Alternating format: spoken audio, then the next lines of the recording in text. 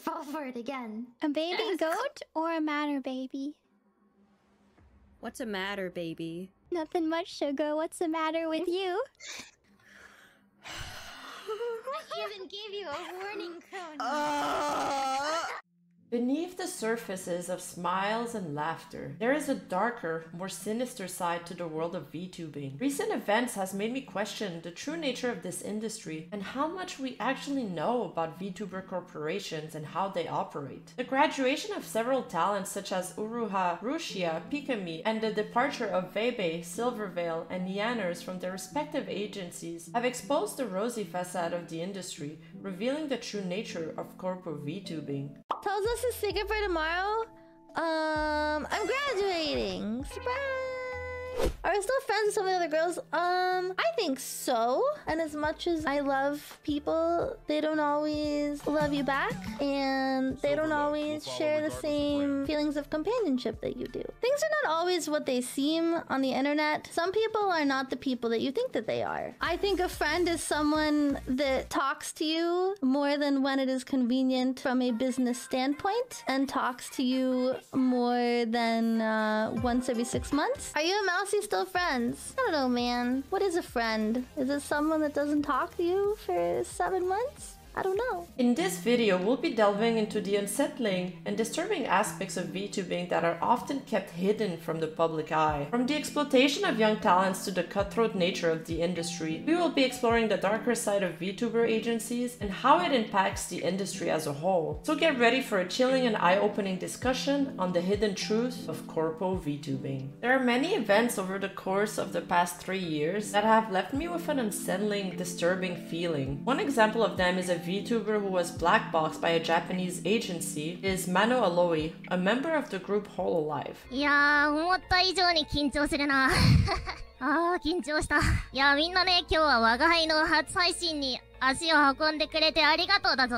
我が輩の名前はマノアロエ。In August 2020, Mano Aloe made a post on her Twitter account apologizing for personal matters and announcing her indefinite hiatus from Hololive. However, shortly after this post was made, her membership in Hololive was terminated without any explanation. This caused outrage among fans who felt that she had been unfairly terminated without a chance to defend herself. The incident led to a boycott of Hololive by some fans and raised questions about the agency treatment of its members. Before we dive deeper into this video, we gotta settle on one thing. What is the meaning of the term graduation? Graduating in the VTubing world refers to a streamer retiring their character and or leaving an agency, and it's also a holdover from the idol industry. Let's rewind a bit into history to understand where this word comes from. The trend called graduation started with Onyanko Club, the first big mega idol group in the late 80s. Like its modern day spiritual successors, AKB 48 and Nogizaka 46, Onyanko Club had school club type feel, so when two of its most popular members were the first to officially leave, one to study dentistry and one to focus on her solo career, their producer named Jane, the group stirred single A School Graduation, saying goodbye to friends and stepping out into the real world type song to cash in on the nostalgia. Onyanko Club released it in March, just in time for literally everyone in Japan to play during their own graduation ceremonies. The two girls even had a mini ceremony during the last performance of the group's nationwide tour, which again went on during the graduation season and ended on April 1st. The emotional appeal of the concept of graduation stuck in the public's mind, so it's gone down as an idol tradition since then. There's a much less negative connotation behind the word graduation. Meanwhile, the word terminating a contract or having somebody resign holds a much more negative connotation to it. So that's why agencies started really using that word. Labeling it a graduation allows for holding concerts as graduation ceremonies, selling graduation merch, and encouraging fans to come and send their favorites off, so to speak. Less cynically, it's the company's way of rewarding a member for their work. If they're leaving to start a solo career, expect announcement or previews in their new project to be included in there too. Now, this is where this differs for VTubers. While VTubers have graduations with big send-off streams like like we've seen with Rushia, with tier-streaked streams and hundreds and thousands of fans watching and donating one last time to their favorite VTuber, and the big VTuber corporations cashing in on that. They don't sell merch after that, and they certainly do not promote their future solo or independent career of their VTuber that's departing from their agency. In fact, most of the time, VTubers that leave an agencies have all of their accounts terminated and closed off. They get blocked from accessing those accounts, and they lose their identity of their VTuber model, and they are not allowed to use or access any of their social media accounts. So all the work they've done with the agency while they were there, that all belongs to the agency itself. It doesn't belong to them. With the exception of a few VTubers like Bebe, Silverveil, and Neanners, I believe all left VShoujo, keeping their IP as they join in as independent VTubers in the first place. So these VTuber agencies will make you graduate, but not before milking every penny in one last send-off stream watched by hundreds of thousands of viewers. Sounds familiar? Tsukumo-sana's graduation stream peaked at more than 75,000 live viewers, with the VOD having been watched by over 800,000 people within 24 hours of its release. With tears streaming in chat, on Twitter, and on screen, Sana had one last message for her Sana lights though. You're all loved by the universe, I'm not alone, and you aren't either. My absolute gratefulness for you guys being here on my little adventure on Earth. It's an absolute thing to treasure forever and ever and ever. I'm just so happy for this small chance, the small opportunity that I was able to meet people who like me for who I am. And yeah, I'm not alone. Sayonara. Similarly, on February 24, 2022, Rushia Uruha was dismissed from Hololive. The official statement from the company said that she was being dismissed for violating her contract. This was likely in reference to the private information about her personal life that she had shared online. Many fans were shocked and saddened by the news, as Rushia was very popular and beloved VTuber. Her departure was a big loss for the industry and for many fans. まあこういう結果になってしまったのは、まあ、残念ではあるんですけども仕方ない部分でもあるので、3期生としては4人でもまあ頑張ってこれからも頑張っていこうかなとは思っております。In fact, at the time of her departure, Rushia was the highest paid VTuber worldwide at the time. Rushia also has the highest grossing super chat revenue of all the VTubers. I believe this is a really unfortunate situation. On one hand, VTubers are expected to maintain a certain level of privacy and anonymity, and Rushia clearly violated that by sharing personal information online. But on the other hand, she was clearly struggling with the pressures of being a popular VTuber, and her mental health may have been suffering as a result. I think this is a complex situation with no clear-cut answer to it. Now, before we move on to talking about Zaion's departure from Nijisanji, I want to give you guys one last example of a successful VTuber graduating recently that also came as a shock. Pikamee's graduation was a very sad moment for the VTuber community. It was unexpected and came as a shock to many fans. There are many theories as to why it happened, but the truth is, we may never know for sure. Some say that after streaming Hogwarts Legacy, like many other VTubers such as Silverveil for example, she has been subjected to a lot of online harassment from their disappointed followers. Pikamee herself has not shared her reason for graduating, and it's important to respect her privacy in that matter. All we can do is speculate and offer our support to Pikamee in whatever she chooses to do next. Yeah, it is goodbye. Thank you so much for past 3 years for everything. Tanya! Bye bye. Bye bye. Bye!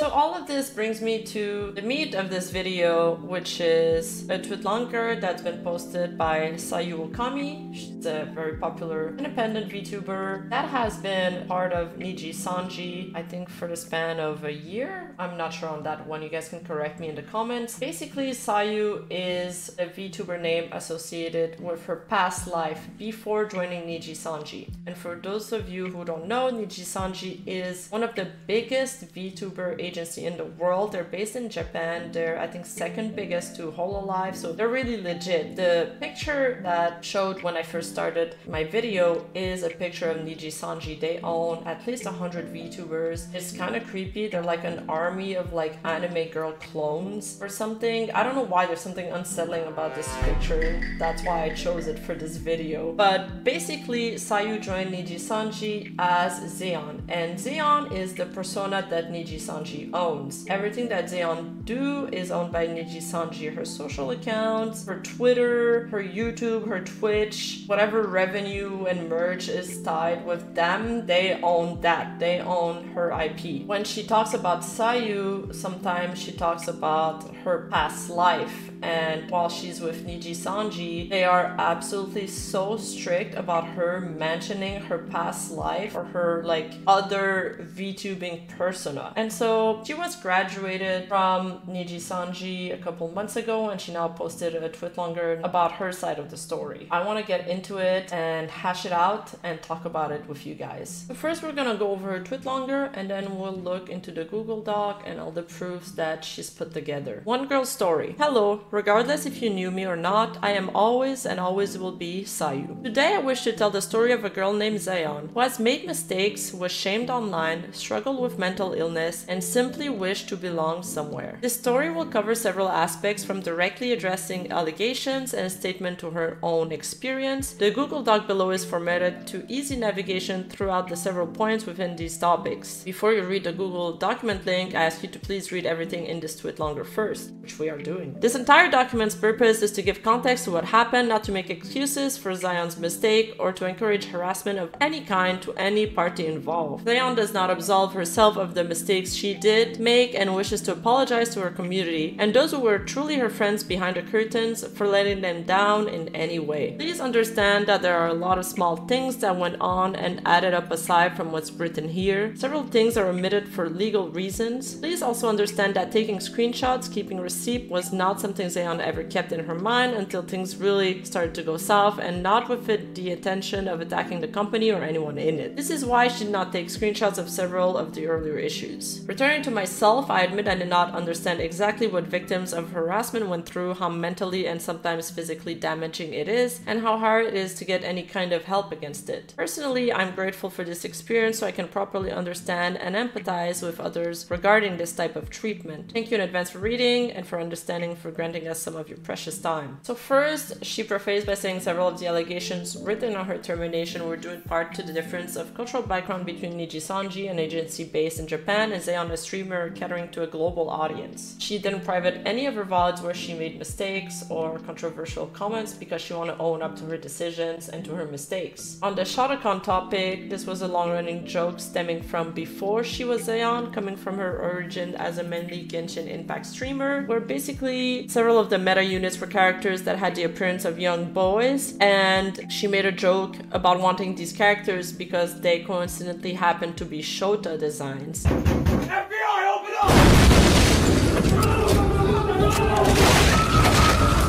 But she mentions that she is not at all attracted to them in any sexual way and is appalled at the idea. Nijisanji also never brought it up as an issue, but I think she wanted to mention that because she didn't have a chance to talk about it throughout her employment with Nijisanji. At the end, Zaion agreed that separating would be best for both sides, but the parties were not able to reach an agreement on a joint statement. So I think this statement actually means something important here, that they were not able to reach an agreement on a joint statement and how they wanted to approach her departure. They do not agree on the reasons why she was forced to leave. Regarding the harassment and doxing Zaion has received. So Zaion has been doxed to her home address, name, and face by those expressing malicious intents. Basically, what happened is that Nijisanji suspended Zaion for a certain amount of time at one point, and following that suspension, people that threatened to swat her and that released her home address, her face, and name. I can't imagine how stressful and anxiety inducing that must be. Not only that, but also just being fearful of keeping your family safe. That's something that keeps you up at night, knowing that strangers have your home address. And not only that, just the fact that they leaked her face, which is awful because when when you're a VTuber, you really want total immersion, and some people are really private about that. I admit I did not understand exactly what victims of harassment went through, how mentally and sometimes physically damaging it is, and how hard it is to get any kind of help against it. It's true that according to the Pew Research Center, a significant majority of public figures who experience online harassment say it has negatively impacted their mental health. About 2/3, 68%, say it has caused them emotional distress, while roughly half, 53%, say it has affected their ability to focus on their job or daily activities. Additionally, many public figures say that online harassment has made them feel unsafe, 47%, and led them to feelings of anxiety, 46%, or depression, 43%. These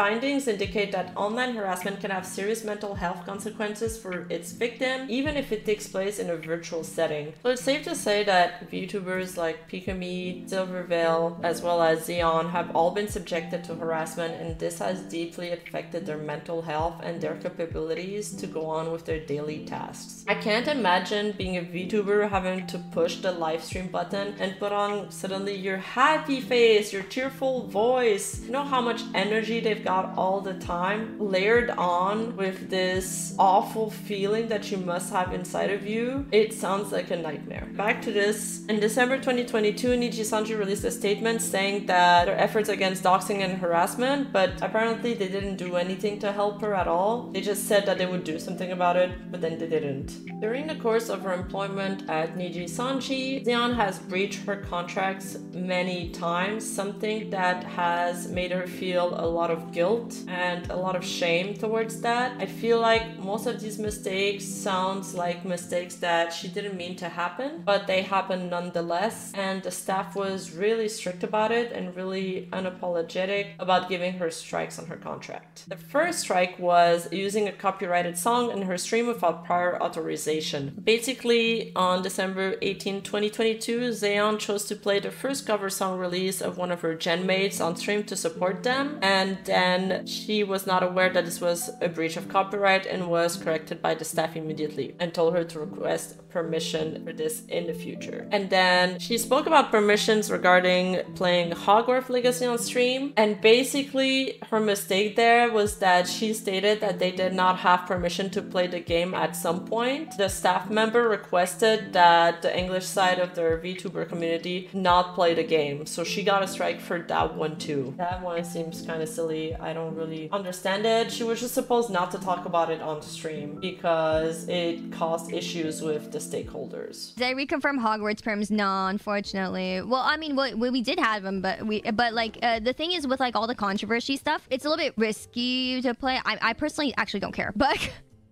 but no, not for everyone else, right? Like, I don't want to like drag down like, you know, the company and whatever else. Like, just because I don't care, I don't want to drag everyone else down with me. I don't want to get the whole of like Niji backlash for playing it or anything like that. I understand it's a controversial subject, but she only mentioned that she hadn't gotten a confirmed permission to play it yet. Making statements that could lead to speculation or leaking of internal information using social media accounts that she personally operates during activity suspension time. So what happened here is basically that during the time that she was suspended, she accidentally liked a tweet and then immediately unliked it, and that resulted in somebody finding out about it. How do people even find out these things? That's crazy. And then it got reported to the staff, and then she had to apologize for it again. And then one of her Discord admins made a post about how production for mousepads that were owed to previous subathon supporters were finally being made. No intention to sell these merchandise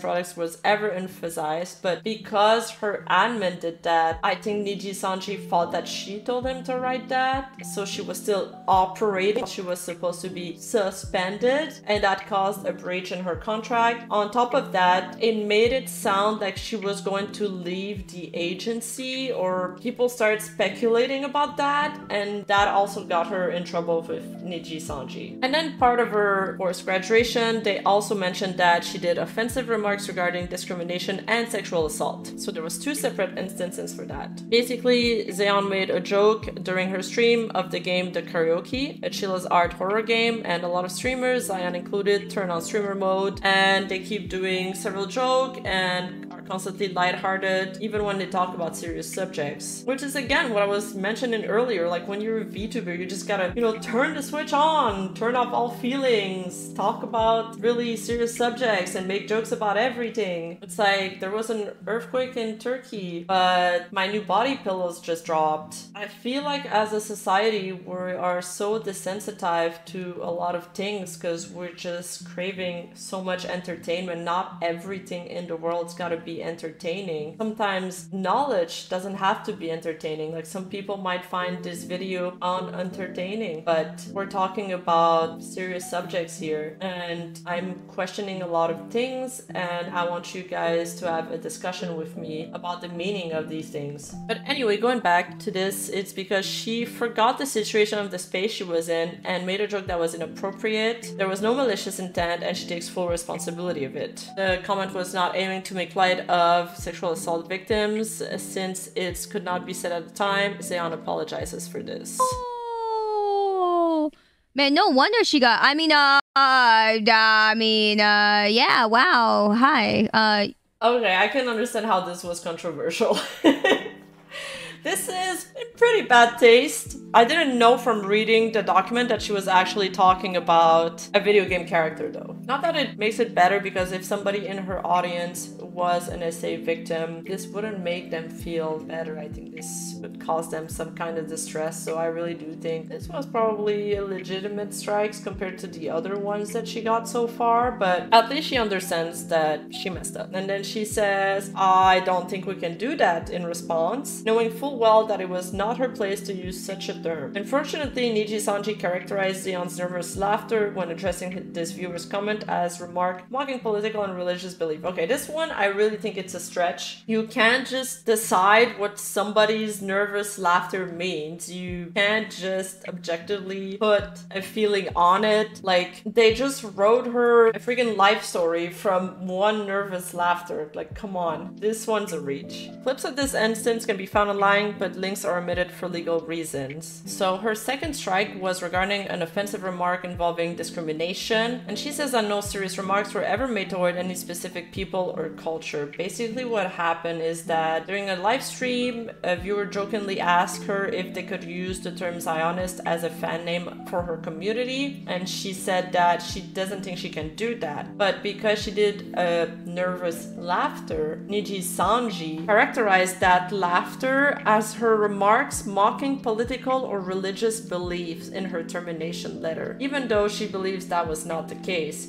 she clearly never stated anything about a certain culture or people. She should just never have acknowledged that viewers joke or even read it out loud. She kind of fell right into the trap there. For those who don't know, what is Zionism? It's an Israel's national ideology, with Judaism serving as both a nationality and a religion. Now, I haven't been able to find a clip of that said comment. I would really like to see it. If any of you have the link to it, please send it to me in the comments below or DM me on Discord. So basically, the rest of her infringements are mostly due to her showing glimpses of her past life, which apparently is a big no-no in VTuber agencies. So basically, she had a Final Fantasy character mentioning a VTuber in her past life, Sayu. And then she did it again with a Genshin character, I believe. And then on top of that, I think she made the mistake of going live on YouTube and using the YouTube autofill function for the video description, and it probably mentioned her old name as well. So Nijisanji was not happy about that, and Zaion thanked them for fixing it and apologized for her mistake, but still she got strikes on her accounts for this. And then then she made another mistake where she mentioned that she used to play ROM hacks when she was younger, and then she got berated for that because her agency basically said that piracy does go against company policy, which is why she's never condoned piracy nor streamed emulated games. But just the fact that she mentioned that she has played pirated games in the past was a breach of her contract. And sometimes, you know, you just breach your contract by simply criticizing a game. So let's just say I don't think I'll ever get into a VTubing agency with that kind of contract because I'll breach it on cooldown. She simply mentioned while playing Uno that she couldn't change her username, so she criticized the game for not being user-friendly, and that alone gave her a strike on her contract. Basically what I'm getting from this is that Nijisanji is like the no fun police. Are you having fun? No, stop it right now. So the rest of the allegations against her are stuff like her telling her genmate that she was told that using her old accounts would be okay during the interview process, or her being falsely claiming to have received permission from Any Color Inc. after a viewer commented on Zaion performing an action prohibited by the rules. Basically what she did was open her YouTube membership after checking that all her membership ruling of Nijisanji, but they weren't because you needed to ask for approval before doing anything. You basically have to ask for approval for everything and anything if you're in that agency. Miss, can I go to the bathroom, please? Can I breathe, please? Anyway, and then there was a D's Nuts thing where she basically made a skit where she said she was sponsored by D's Nuts. They support D's Nuts directly, you know what I mean? I would like to say they've been around for a very long time, you know? It's a very trustworthy brand. I'm here to support small businesses. This apparently was a false claim to be sponsored because D's Nut is not a brand. I thought that was obvious. No? Like, I don't understand how this is a breach of contract. I actually don't get it. Actually, I think I do get it. Nijisanji just takes everything super literally. I don't know what it is. Maybe they just don't understand humor or sarcasm. They're kind of like Drax from Guardians of the Galaxy, the character that takes everything literally. That's when you... Why would I put my finger on his throat? What? Oh, no, it's a symbol. This is a symbol for you slicing his throat. I would not slice his throat. I would cut his head clean off. And then she accidentally liked a comment while being suspended, which she's not allowed to. She's supposed to lay down low and not do anything and not like anything and not have a life online after you've been chronically online for several years. And she liked a comment making negative statements due to the harassment, death threats, and doxing caused by suspension announcement. Zaion overlooked her accidental giving a like to the image. Zaion apologized to staff profusely for this mistake, and she emphasized that it was not her intention to do so. Basically, she liked a tweet that was an image post of a crude meme created by a community member that was in support of Zaion's content style. And then they also say that she breached a contract with numerous other actions and comments infringing the contracts and rules. We don't know what they are. She doesn't say anything about it, and they don't mention anything about it. Now we go to her part of her personal experience. So this part of the statement actually becomes very sad. She started by saying that she wants to ask everybody to put themselves in her shoes, and as a content creator who's been doing this full-time job for over a year, even before joining Nijisanji, it's hard going on about your day, supporting your friends on Twitter multiple times every single day and reading their content as you used to. Then the suspension comes and poof, you must obey the silencing contract. You can't be online, you can't go on social media. I mean, there's only so many days you can touch grass, right? And then basically you get blocked or unfollowed by several people who you have considered your friends and who you've cared for deeply for a long time. People that knew her as a person still cared for her in return, or even harassed for caring for their friends. I feel like this is a very similar experience as being cancelled. Basically, she mentions that when somebody is cancelled, everybody that interacts with them is also cancelled by association, and this triggers like a domino effect where the person that is being cancelled just ends up in complete isolation, and this has a lot of impact on somebody's mental health. You can't block people from going after your friends and colleagues. So on the internet, I find myself increasingly alone.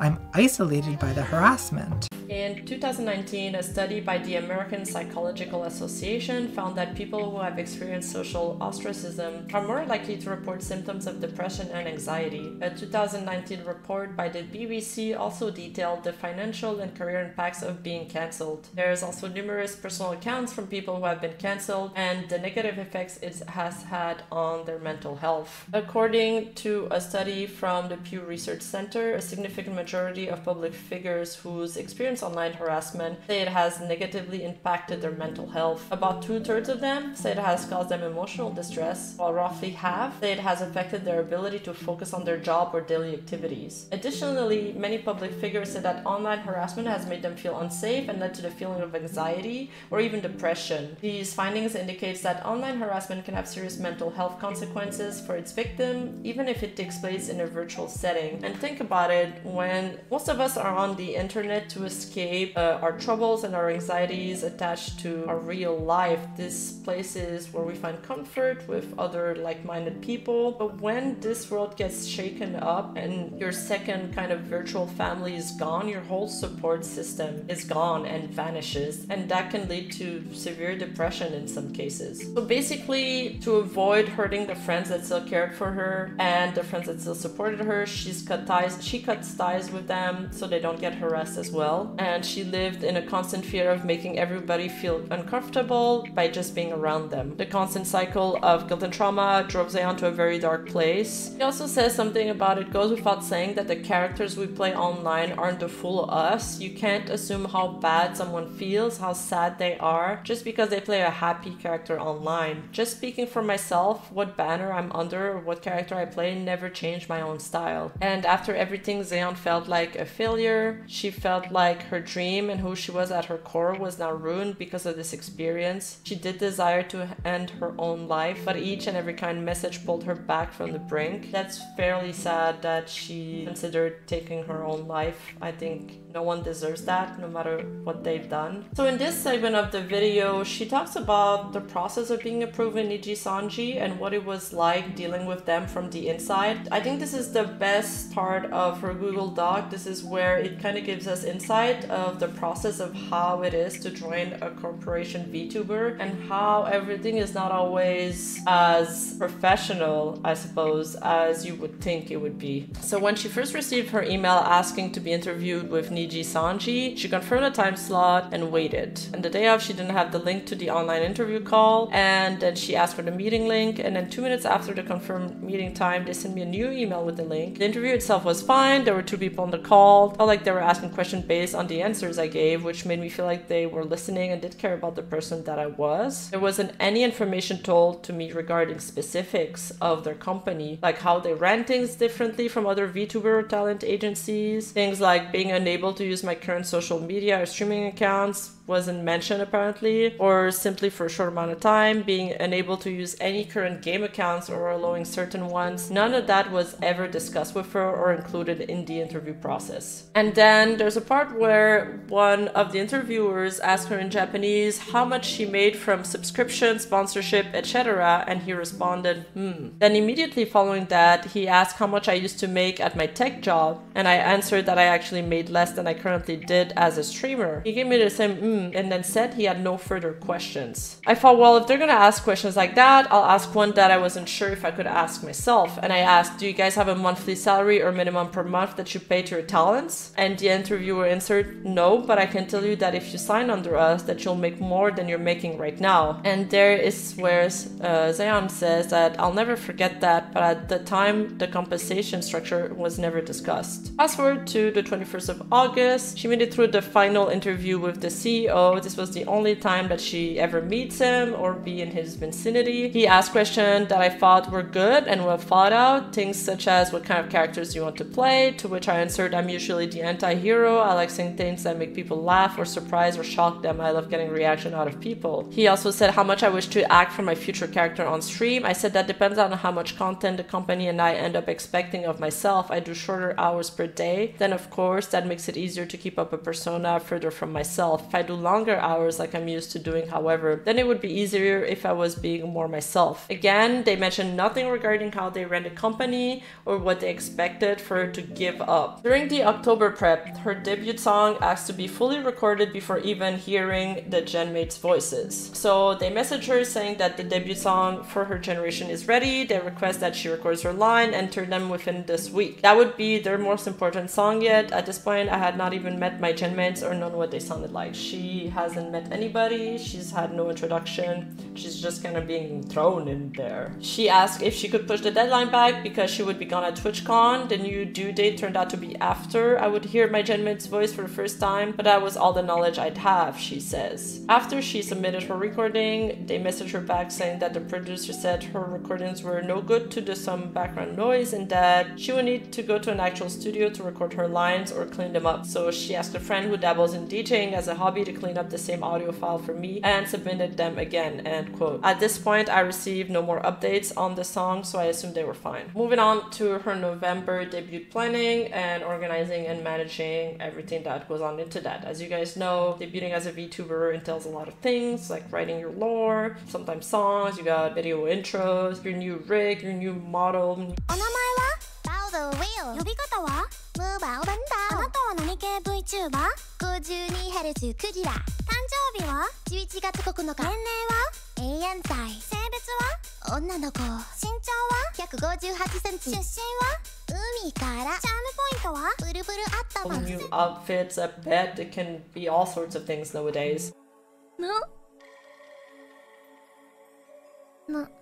At the end of October, this is where she finally starts planning for her debut. So she was familiar with the process and the elements, managing to plan with it. Then she asked the managers what was needed for her debut and subsequent streaming activities, and the managers basically said that nothing is really required. It's up to you how much or how little you want to have for it. So at this point, she personally incurs the cost of planning a successful debut. Her lore was written by herself. She had to find people with the skill set needed for the graphic and animation, pay for everything. By the time she debuted, she was hugely in the red in order to plan and execute a debut befitting of a talent of such a big company. So right off the bat, you would think that joining one of those agencies, they pay for the rigs, they pay for the new outfits, they pay for everything, they hire artists. But in the case of Nijisanji or in the case of Zaion, it seems like that's not the case. I wonder if that's the same contract they give to all of her talents. But right off the bat, this is a little red flag for me. I feel like as a freelancer, I would never work for a company or under the company's banner and front some of my own money unless it's a client that I've worked with multiple times that I know pays like super well. And even so,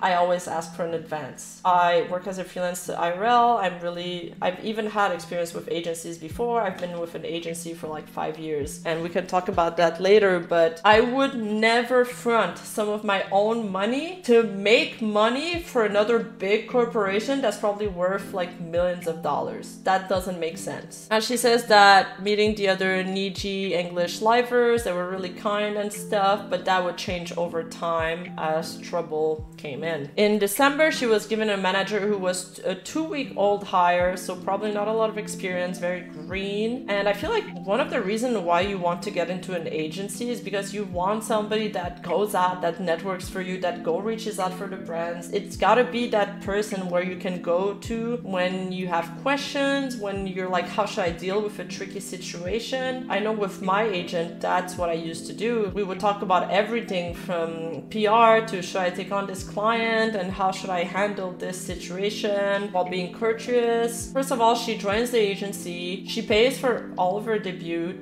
that she's gotta like make grand because it's a big corporation and it's gotta look good and it's gotta be at the level that they're used to, or she's gonna get flamed online, I don't know. And then they match her with a 2-week-old hire manager. So basically the company has done nothing for her yet. We're still waiting to see what the company has done for her, except her using their name in like her Twitter bio. So that manager got assigned the whole Gen 6 Wow, that's crazy. For the whole month of November, the person who trained them was not the manager that they got to have for their generation. She got to develop a bond with the person who trained them, but that wasn't the person that was actually assigned to them. And every time she had a call with her manager to discuss something, the manager of the manager was on the call listening in, and apparently it wasn't much help. All she did was like nod her head while she was asking her stuff. And if she wished to do something, she felt that it wasn't fought for at all. And this is also a really important part of being with an agency that actually cares about your talent, is that if you want something, they're gonna push you into that direction. Now, let's say you want to develop your brand in a certain way, you mentioned that in the interview process, and then your agent should take steps toward that direction. All I experienced was the expectation to bow your head down and not question the system. So in her first debut week, I think she messed up with the Genshin thing where she showed her old PL, and she said her manager said that all she has to do is change the user ID for it not to be visible or change it completely. So she's allowed to use her old Genshin accounts that she used to stream with, she just needs to change the name of it. Alright, fair enough. So it seems like after that she has a really good stream. She says, quote, most corporate streamers who play Genshin on stream are usually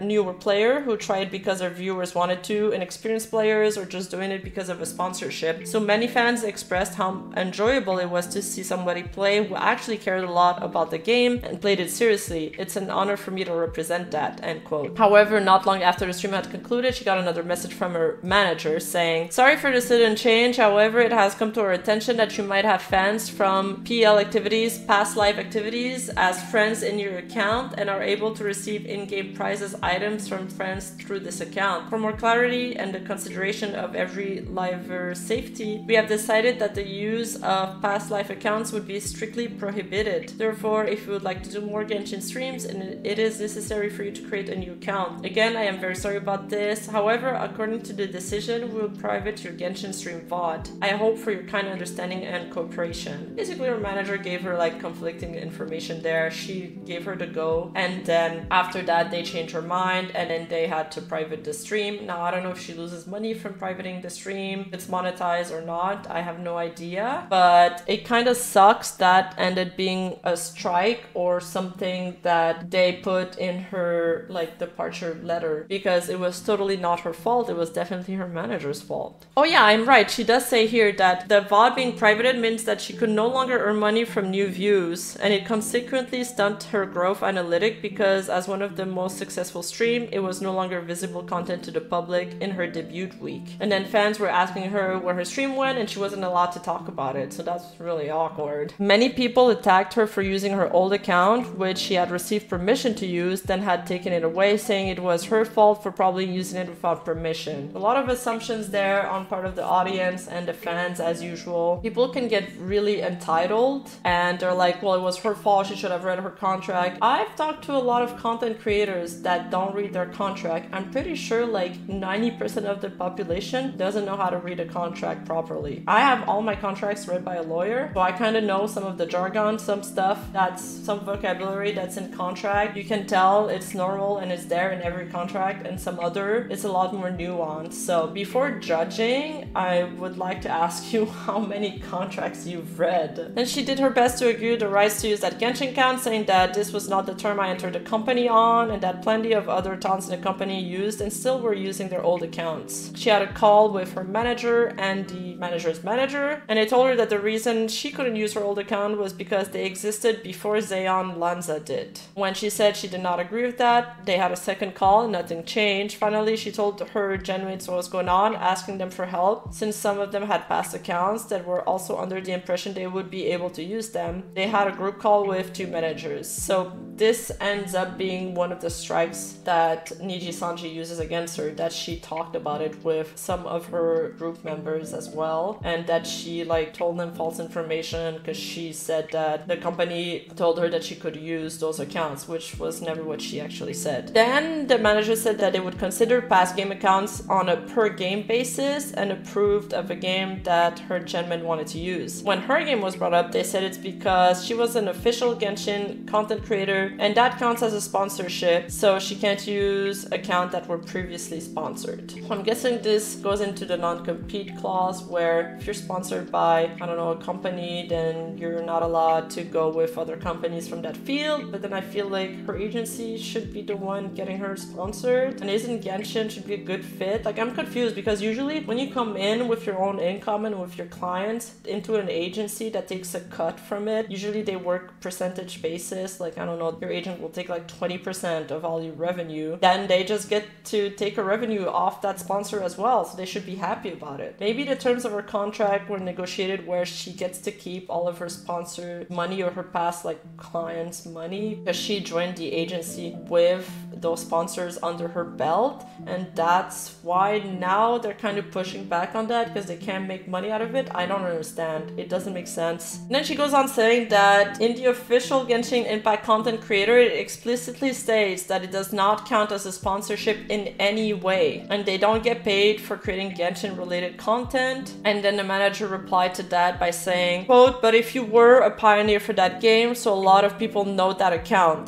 And this was another completely new argument from them. This normally would hold no weight because no single Genshin account can be distinguished from another. Every account is able to get every character, every item, every outfit. Nothing is unique except for the user ID that could be hidden. So at this point I had my suspicions about the real reason. I gave up on arguing any further. Yeah, I'm a suspicion about the real reason as well. There's something sus going on here. I'm not sure what it is. I'd love to see the kind of contracts that they make their talents like sign. I would love to see that. Then there's another instance where she also couldn't stream another game because she had been sponsored by them in the past. And at this point, Zaion feels like she's being punished for her past successes. So this contributes to souring that relationship between her and her agency. And then on her debut week 2, so this all happened very fast in a short amount of time. She reaches out to help in DMs to a manager. Her manager seemingly is agreeing with her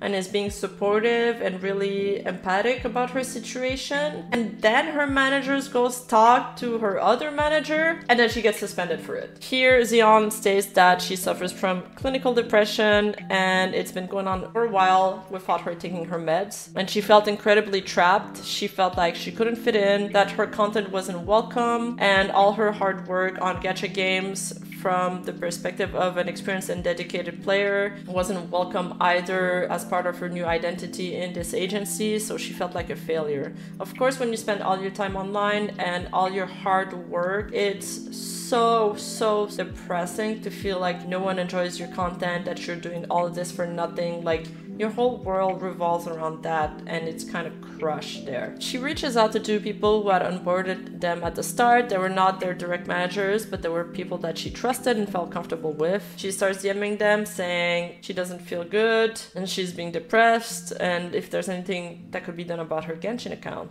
So the person that trained them that I mentioned earlier responds, and she's being really kind and really supportive, and she even offers to try to fight for the Genshin account issue. But like I said, when she does end the call, then suddenly it results into her being suspended, and this suspension comes right around New Year's Eve. So she feels hurt and shocked, and even her genmate had said they DM managers before. I hadn't said anything that would hurt anyone or was a secret, but that was that. So apparently her DMing a manager was one of the reasons she was being suspended. That's crazy. So you reach out to a manager saying you don't feel good, and the answer is like, well, you're gonna take a forced break. Demanding a 2-week break so early into her being here was way too long and detrimental, she says. Even as an indie, the longest break I had taken was maybe 1.5 weeks. So during the call in which I was told of my forced suspension, I begged my manager's manager and asked if we could please reduce it to 1.5 weeks. He thought for a moment and said, "Can you really come to a serious decision within that time of whether or not I wanted to stay with Nijisanji?" And I said yes, because even before this call, I had already been thinking about this since debut. I know he was trying to pressure me into agreeing to 2 weeks, but after working so hard on my own for over a year, I knew how breaks go. You get used to doing nothing, you get lazy. I wouldn't let myself get into such a habit after all this struggle. So basically, she worked for all the debut. Right off the bat, they threw a bar into her wheels, and they're like, you're gonna have to private one of your debut stream. So they kind they're kind of hindering her growth throughout this whole process. And then she gets hit with a 2-week suspension shortly after her debut, like a few weeks after. She basically hasn't had a chance to do anything, this poor girl. At the end, he acquiesced, and at the end of the call, she says that my manager's manager asked me what I'm going to tell my fans. This was asked in a manner that made me feel pressured to say, oh, I'm just going to say that my family asked me to come on a last-minute holiday trip. Okay, so this right here, I feel like that's not cool. I mean, I don't know if she wanted to tell her fans that she got suspended. Like, there might be some feeling of shame related to that. Maybe people will harass her because of her suspension. Who knows? But I feel like it's pretty sussy for a manager to ask you to cover up your forced suspension. What are you gonna tell your fans? Like, I feel like it's like, you know, in the 1600s when a woman had an affair and she felt pregnant, then they had to make up an alibi for her leaving the city so she could have her baby abroad or something and hide it. There's some weird shit going on here. Because of what happened with a prior graduation in the company, I had already been told by my senpais that oftentimes suspensions would be disguised as breaks by the talents. Now I understand why. Ooh, creepy. So the New Year's countdown that I had promised my fans would no longer happen, and I told them that my family rarely does anything out of town, so I had to go on this last-minute trip. So this never happened. She just stayed at home and tried to see if there were any IRL friends around who didn't already go on vacation elsewhere or weren't too busy. And at the same time, her cat Haku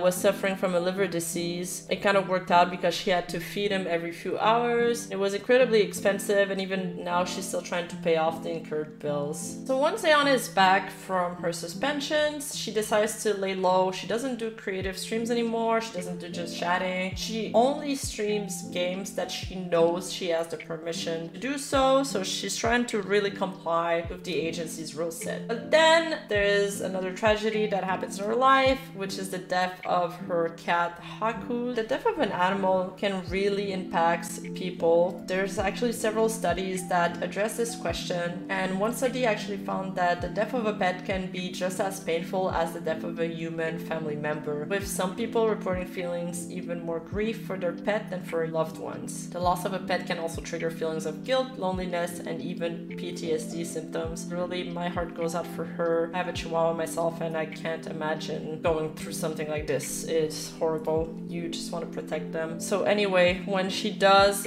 share that with her management team, she doesn't feel supported at all by them. The subsequent distress was compounded by the fact that staff had locked her out of all of her accounts, forced to sit in all of this alone, and she says that this would be one of the most difficult times of my life. So this all happens the day after her indefinite suspension begins. Aww, this is sad. Like I said, this industry can be really cutthroat, and I feel like the VTubing world borrows a lot from the music industry, especially the idol industry. But the difference between the VTubing world and the music world is that, when this could be argued, the music world is much more creative, while the VTubing world has been seen much more as a business. When she says stuff like, I feel like during that time, her staff didn't care about her as a person, and the manager she was forced to work with did not show an effort to understand her beyond the surface of her work relationship. I feel like that really underlines that side of the industry where really big corporations are just treating VTubers as money makers and as just talent that they can build up and discard when things don't go their way anymore. So what is an industry plant? The term industry plant is often used in the music industry to describe an artist who is perceived as being manufactured or artificially created by record labels or other industry insiders, rather than having risen to fame through their own talent and hard work. In essence, an industry plant is somebody who is presented to the public as an independent and organic artist who is actually being controlled and manipulated behind the scenes. For example, Billie Eilish has been accused of being an industry plant. Ariana Grande, Britney Spears, people like that, all the talents that come from the Disney Club would be categorized as an industry plant. Now, the point that I'm trying to make is not that these VTubers aren't creative or haven't worked hard to get who they are. The point that I'm trying to make is that the VTuber world and the VTuber corporations have turned VTubing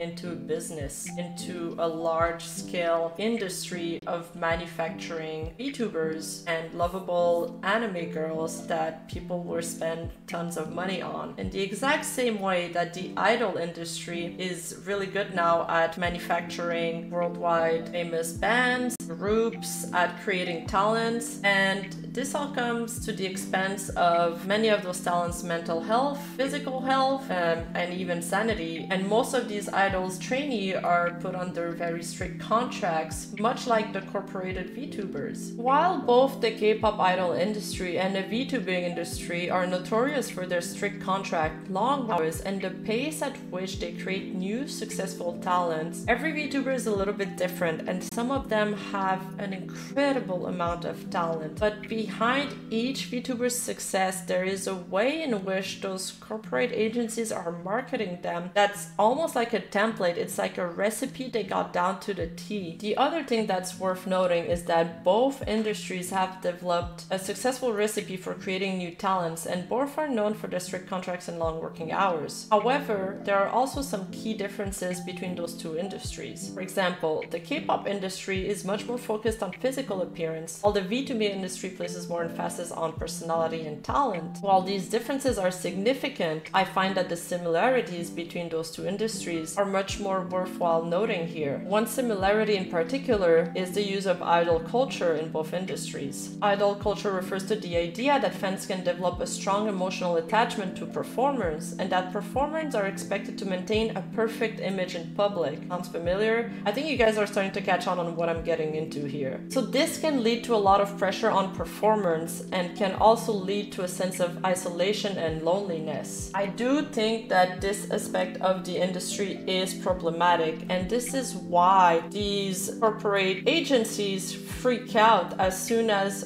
one VTuber, one of their talents, make a minor mistake. As soon as the perfect mask starts to crap, that's when the corporation becomes fearful of the fan VTuber relationship getting soured. So as soon as that parasocial relationship becomes in peril, that's when the agencies decide to immediately cut tie with their talents. The fear of damaging the fans' perception of their idols or VTuber is certainly a factor on how corporations handle scandals and mistakes, and we've seen this time and time again with different talents in the past few years. This is also one of the reasons why there's so much anxiety and emotional pressure on these talents to maintain that perfect image. No one can be a character 24/7, especially not when you're streaming 6 to 10 hours a day. That is simply humanly impossible. But while there is all these problematic issues with the VTubing agency, I do think that there's a silver lining. I feel like it is possible for VTubers as well as idols to be more open and authentic about themselves while still maintaining the support of their fans. I believe that certain agencies like VShoujo have adopted a more open-minded culture about that. We're coming up. Yeah, we're coming up.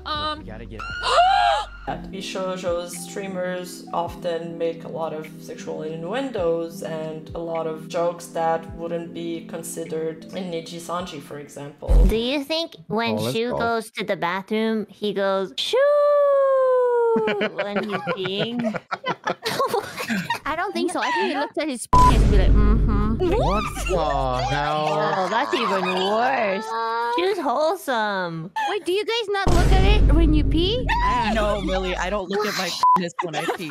I can't find mine. And also, VShoujo lets their independent VTubers keep their IP when they join their agencies and when they leave as well. While the VTubing industry has its problems, I do think it has the potential to be something special. There's been so many great moments with VTubers, and it is not left to chance that VTubing has been such a worldwide success in the past few years. I do think there's a way to balance the demands of a corporate sponsor and the fans with the need for authenticity and humanity. I feel like VShoujo is a great example of how authenticity can be achieved in the industry. They have a very hands-off approach to their talent, allowing them to maintain their authenticity while still providing support and resources to their talents. Now, I won't talk about the departure of 3 of their streamers in this video because it's already getting too long, but I do think that other companies could learn learn a lot from their example, and I wonder if we're going to see a shift towards that philosophy in the next few years. What do you guys think? Do you think it's possible for other corporations to adopt a similar approach? What kind of VTubers do you guys want to see in the future? And on that note, that video is already getting way too long, but I did enjoy researching for this video. There was just so much to talk about, so I'm gonna end it here. But if you guys would like for me to do a deep dive into the VTubing industry, let me know in the comments below. And also I have a video coming up soon about how to get started as a VTuber in 2023. So make sure to hit that subscribe button to be able to check it out. And that's it for me today, guys. So I am out of here. Thank you so much for watching. I appreciate you as always.